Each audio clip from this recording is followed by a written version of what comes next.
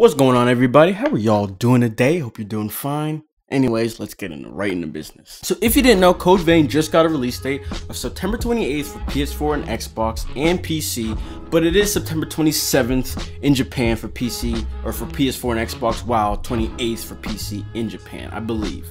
But yeah, so that's actually 2 days after my birthday, September 26th. So that's actually a pretty nice present, if I say so myself. Some people were expecting a summer release, and even I was, back in 2017, I was expecting that. But as time went on, I was like, nah, there's just no way it's happening. But regardless, I'm gonna be real with you, all right? This release date is not good at all. This is an awful release date. And I look back to my How is Code Vein looking so far video, and I said the same thing. I said it should not release in this end of the year time period. I was saying it should be a summer release because that would be the best time. But I don't know. Bandai should be listening to me, but they don't. I don't know, man. I don't know. Off the bat, we have the highly anticipated Spider-Man PS4 on September 7th. Dragon Quest XI comes out on the 4th, followed by Spyro Trilogy on the 21st, okay? So that month is just not good, and I'm not done yet. These games don't really interest me that much, but Shadow of Tomb Raider's coming out on the 14th of September, and I'm still debating on whether I'm gonna get this game. I don't know yet. The Black Clover game also releases in September. I'm not sure the date, but it's also a September release. And if we look to August, because that's still a big issue, and these games are at the end of August, so basically summer or September.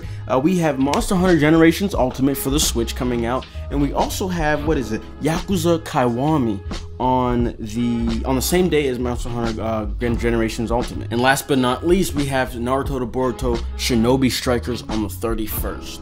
Like, especially those games right there, those are the same, that's the same similar audience of what you're trying to get for freaking Code Vein. So this date is not the greatest, but don't get it twisted, man. That's not the reason why I made this video, but it does push me to ask, will Code Vein be able to deliver? Based on the reactions of the public, okay, Code Vein definitely is doing good right now. Bandai's tweets about it, they get nice interaction. The gameplay trailers and things like that they post on YouTube, they get well over 100 to 200,000 views and things like that, so it's definitely there. And I think its main benefit is it being called Weeb Souls, alright? And, the reason why it's being called Weeb Souls is because it was heavily,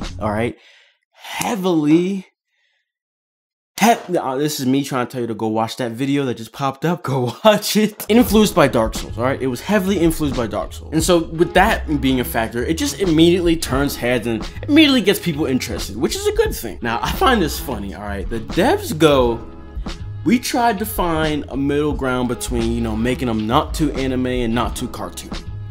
で目指した表現っていうのがやっぱりそのトゥーンのようなむちゃくちゃアニメなルックでもなく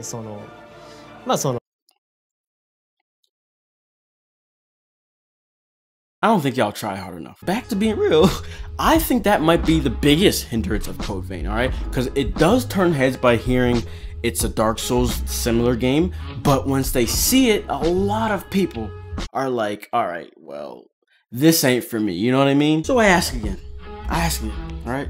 Will Code Vein be able to stand out? A big thing I've been seeing, alright, in my Discord and in comments and things like that, by the way, join the Discord, links in the description, we got a family going on. Big thing I've been saying, and seeing, is that people think they know too much of the story, because they have been giving us a lot of information and a lot of details and stuff, and people really think that they know everything about it. I've seen multiple comments on my videos, on Bandai Namco's videos, and I'm just like, yo, y'all gotta chill. Yes, they're giving us a lot of information about the characters, the world, and some story things, but think about it. They would not just give it to us all, that's one thing. And second, this is by the God Eater devs, alright? They have a robust story going on, and I'm telling you, we don't know anything. Now, I personally have not been looking at any of this news and information because I don't want to, I'd rather have the game just be explained while I play. I'm not too worried about reading all this stuff, and I feel like when I read it doesn't make too much sense, so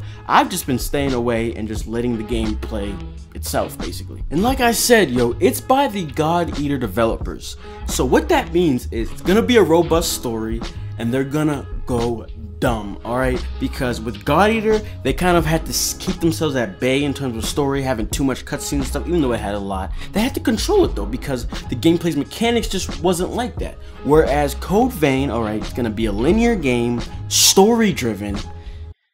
These dudes are they've had a field day making this game. They've had a field day. I promise you, they had ideas flying around in the office. Like, I bet they had fun, I'm telling you. And that brings me to another point, all right? So, Dark Souls games, think about it. Dark Souls games, they have story. It's there, but it's all behind lore, all right? So, when I played Dark Souls 3, I didn't know what was going on. I feel like only deep, hardcore fans know what's going on to an extent.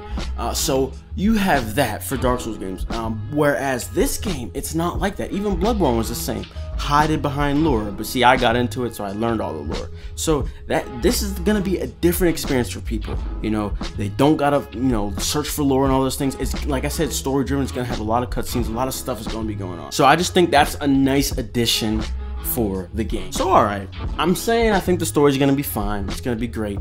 It's gonna give us a different take on the Dark Souls formula. So yeah, so what's the next thing? You know, that's not enough for the game to stand out and deliver. So the next question is, will the gameplay deliver? Again, alright, this is another iffy subject, alright? There's too many people thinking that it's just Dark Souls or Bloodborne, you know? They don't see enough uniqueness to it.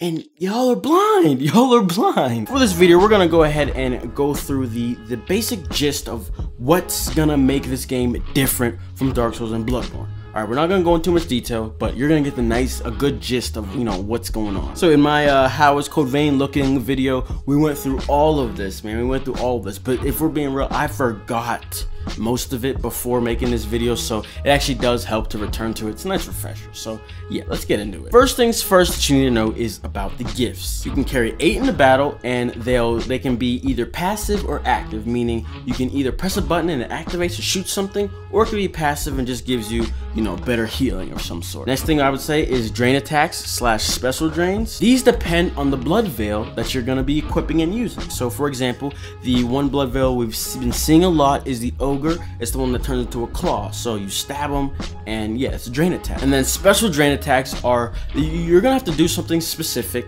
We'll get into that a little bit, but as a small example, say you parry somebody and you'll be able to do a special drain attack. So the only difference between this is, one, it's gonna do more damage and give you more benefits after you do it, and then the main thing is that it's like a whole cutscene when you do it. You've seen it, if you watch gameplay, you've probably seen them do it too. It's like they pan away from the monsters, show your head and stuff, and it looks epic in a sense. So that's what a special drain attack is. So if we want to talk about the blood veils, so like I said, they're all going to be varied and different.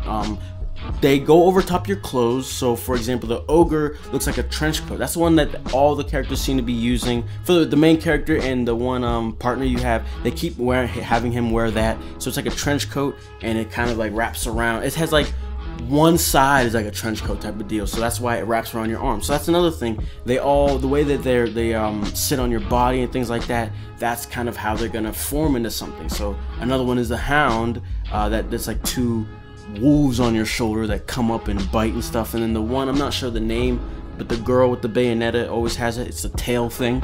That's one of the first ones we saw, so that's another blood veil. Next is something that they don't really talk about in if you don't look at news sites, you're not gonna know this. It's blood codes. So basically, you're gonna kill. So they're kind of like gift sets, like a set of gifts that you equipped. So those gifts, they're gonna be in that set, and it's all you can use in a sense. I'll get into it. But so basically, you're gonna kill things. It didn't say who, but I'm assuming you're probably gonna have to kill bosses. Bosses will drop blood codes, and from there you can equip them. My bad, you don't equip them right away, you gotta go repair them, it says. So for example, there's gonna be a hunter blood code. So the hunter blood code is gonna specialize in ranged attacks, whereas the berserker blood code is going to be more of an aggressive set of gifts, to give you a more aggressive playstyle. So like I was saying before, it is good to note that just because the blood code comes with a set amount of gifts, there are some other gifts that you can equip that have nothing to do with the blood code, and so you can have those gifts plus the blood code gift. And lastly, this was just recently talked about, is combo drains. Combo drains are essentially drain attacks, but just the name, you know, applies. You're doing a combo that leads into that drain attack. Now, I believe that once you do these drain attacks, there will be special drains, because at the end of like the combo into the drain attack, it's gonna do the cutscene,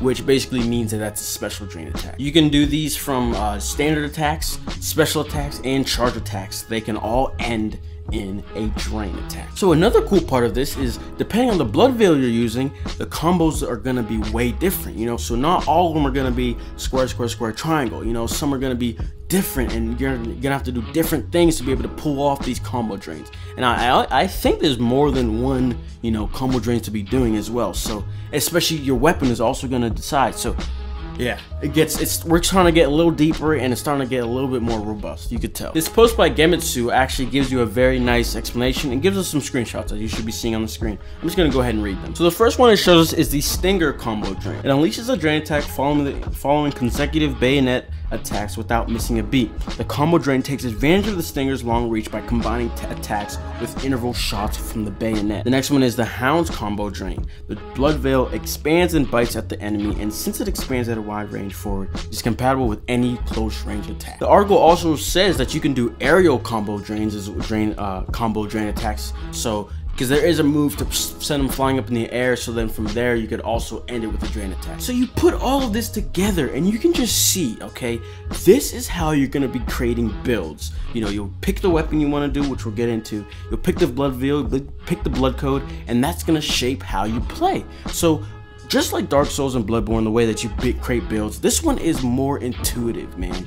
And because for those ones, all you're doing is picking, you know, allocating stats to strength, dex, all those things, and then it decides what weapon you use. That's it. This one is like a 3-level build creation. I think it's awesome. So in terms of the core mechanics, you know, that's kind of what it is. Okay, so we're gonna use all those things to be able to create our builds. But really, that's not the end, because the weapons, okay, you have one-handed, so all the one-handed weapons aren't gonna play the same. They're all gonna be different. Same with two-handed and every other weapon category there is in the game. Like I said, they're all gonna be different. Each weapon in that category plays differently, man. This is wow. So I mean, so when you hear all of that, you know, what do you guys think? You know, I'm curious for your input. Do you guys think this is enough for it to stand out?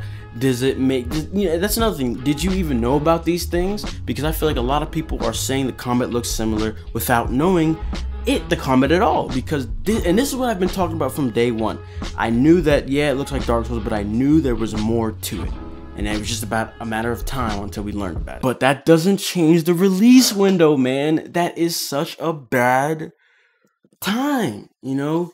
So I feel like people need to be more aware of the game. Maybe when people start looking into it more, they'll learn this stuff.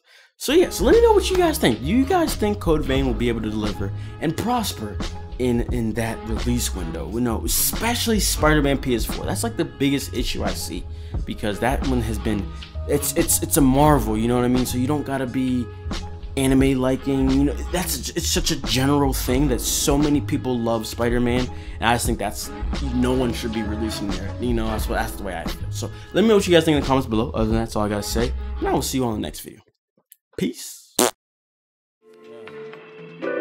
We got this. Back in this bitch while I rap for my clique. I'm a super fly nigga, never bad, never pissed. Going faster than limo. If you see me take a pic, I'm a thrash on a nigga. Let me know when I'm a hit. All my veins is gold. I'm a stranger, no. When I'm chilling outside while you 9 to 5. Don't be asking for no cash, cause I'd rather die.